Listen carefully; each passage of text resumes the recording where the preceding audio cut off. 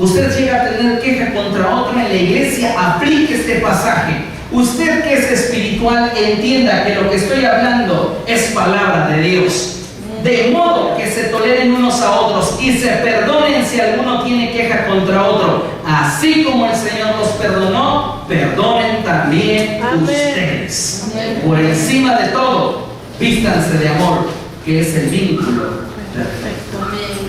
Fíjate, qué tremenda cosa. Ahora, la pregunta obligada es: ¿cómo se atrapa una zorra pequeña? Ya la tenemos atrapada. La Escritura dice que debemos de atraparlas. Como les mencionaba hace un momento, independientemente del método que queramos utilizar, hay quien dice que sirve una carnada de sardinas para atraerlas. Sin importar el método que quieras aplicar, considero que el elemento vital para atraparlas es la determinación a hacerlo. En otras palabras, una zorra pequeña va a ser atrapada si nos determinamos a hacerlo. Y para esto debemos de tener un buen espíritu.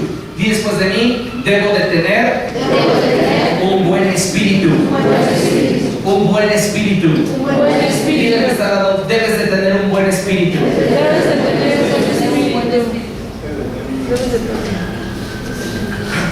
Aquellos que pueden atrapar las zorras pequeñas son aquellos que tienen un buen espíritu dentro de la congregación. Hay personas que no tienen un buen espíritu, pero tú y yo debemos de esforzarnos por tener un buen espíritu. Un buen espíritu tiene que ver con ver las cosas como Dios las ve desde la perspectiva del reino de los cielos. Cuando una persona deja de ver las cosas como Dios las ve y desde la perspectiva del reino de los cielos, su espíritu se corrompe. Y a pesar de ver las zorras pequeñas, cómo están destruyendo su vida, no puede determinarse para atraparlas. Sí sabe que el chisme es pecado, pero lo sigue practicando. Sí sabe que la murmuración está mal, pero lo sigue haciendo. Sabe que juzgar a los demás es algo terrible, pero lo sigue haciendo. ¿Por qué? Porque no tiene un buen espíritu. Solamente quienes tienen un buen espíritu, una naturaleza saludable, son los que pueden ponerle un hasta aquí a las maquinaciones del diablo. Hay personas que no tienen un buen espíritu, entonces cuando alguien les llega con un chisme, con una calumnia, con un juicio hacia otro, lo que hacen es prestar oído. ¿Por qué hay chismosos? ¿Se ha preguntado usted? Chismosos hay porque hay quien los oiga. Si usted le pusiera un alto a esa actitud, créame que esa persona no se volvería a acercar a usted con un chisme.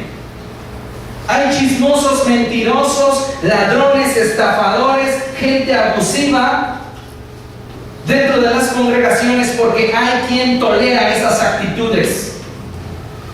Y no podemos permitirnos como pueblo del Señor esa clase de cosas en nosotros. Esas zorras pequeñas tienen que ser atrapadas, tienen que ser capturadas, porque si no van a destruir nuestra vida espiritual.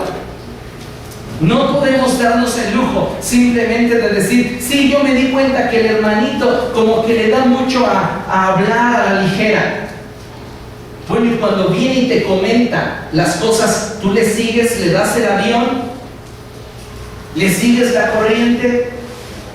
Sabes, tenemos que aprender a ponerle un alto a las cosas que espiritualmente nos afectan. Y mayormente, si esto va a afectar no solamente mi vida, sino la vida de alguien más.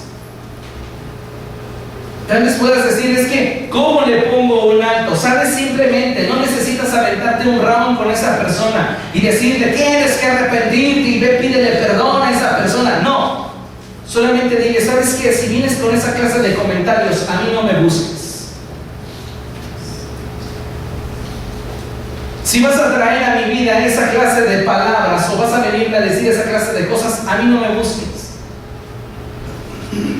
Pero no, generalmente inclinamos nuestro oído para oír: ah, eso dijo, ¿y qué más? Ahí está la zorra, la hemos detectado, pero no nos hemos determinado a hacer algo. Hasta que te determines a hacer algo es que la vas a poder cazar. Y si no nos determinamos a hacer algo, nos vamos a quedar con la intención, con el potencial de poder producir fruto, pero sin producirlo. Y es algo que tú y yo debemos de tener mucho cuidado.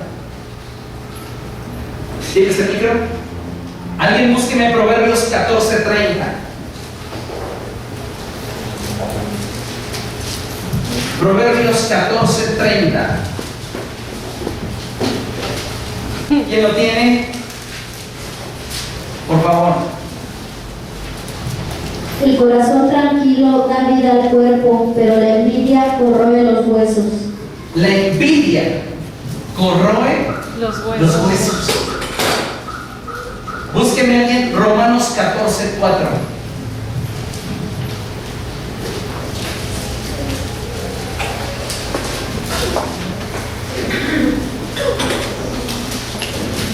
Dice la palabra de Dios, escuche con atención. ¿Quién eres tú para juzgar al siervo de otro? ¿De quién es el siervo tu hermano? El que tienes a tu lado. ¿De quién es siervo? De Dios. ¿Es tuyo? No. ¿De quién es? De Dios. Entonces, si no es tu siervo, es siervo de otro. ¿Estamos de acuerdo? Sí. Dice la Biblia, ¿quién eres tú para juzgar al siervo de otro? Que se mantenga en pie o que caiga es asunto de su propio Señor. Y se mantendrá en pie porque el Señor tiene poder para sostenerlo. Andamos ahí juzgando y tenemos, parece que vista de binocular, ¿verdad? Con rayos X e infrarrojos, nada más fijándonos en los detalles de los demás. ¿Quién eres tú para juzgar al siervo de otro? Si estás viendo que tu hermano está teniendo una actitud incorrecta, tú que eres espiritual, redargúyele con espíritu de mansedumbre. Pero no andes diciéndole a terceros que nada que ver. ¿Te diste cuenta? ¿Viste? Es que yo supongo. Por favor, no te queda. No te queda, iglesia. Ha sido comprada y lavada con la sangre preciosa de Cristo Jesús. No nos queda tener actitudes en las cuales prestemos nuestros oídos o prestemos nuestros labios para comentarios que destruyen a la iglesia. Amén. ¿Cuántas veces en este mes has hablado justificadamente o injustificadamente de otro hermano tuyo en la congregación? De algo que no te ha gustado y que sabes que lo exageraste. ¿Tú crees que eso agrada a Dios? ¿No debiéramos esforzarnos por ser ese pueblo santo que Él desea que seamos? Sí, amén. Y no andar metidos en, dice Pablo en la versión 60, en la Reina Valera versión 60, en chismes de viejas.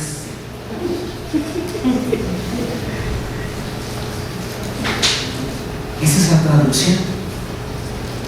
Y a veces parece ser que nos encanta el lavadero en lugar de doblar nuestras rodillas y ponernos a buscar a Dios. Tenemos que ser sanos en la fe. Dile al que está a tu lado, debes de ser sano en la fe. Debes de ser sano en la fe. Y si es alguien de tu mucha confianza, dile, te voy a estar checando. Que si no eres sano en la fe, te voy a corregir.